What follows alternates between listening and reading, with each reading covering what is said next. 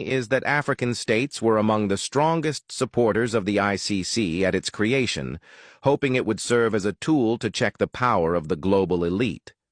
That dream, many now say, has failed. The timing of this decision is also politically charged. Mali, Burkina Faso, and Niger have all experienced military coups between 2020 and 2023. These juntas, led by Assimi Goïta in Mali, Ibrahim Traoré in Burkina Faso, and Abdourahmane Tiani in Niger, have reoriented their foreign policies away from traditional Western allies and toward new partnerships, particularly with Russia. Critics in Europe argue that the withdrawal from the ICC is partly motivated by these alliances. After all, Russia itself faces an active ICC arrest warrant against President Vladimir Putin for alleged war crimes in Ukraine. Standing against the ICC, therefore, could be seen as a gesture of solidarity with Moscow. But beyond geopolitics, the move speaks to a deeper frustration with a global system where justice seems negotiable. For decades, African leaders and intellectuals have complained about a world order that demands accountability from weaker states while excusing the misdeeds of stronger ones. The ICC, instead of transcending this imbalance, has come to symbolize it.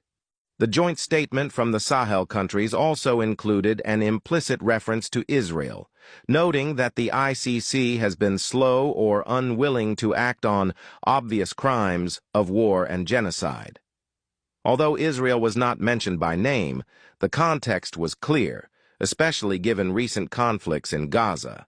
For the Sahelian governments, this was another example of how international justice seems selective and politicized.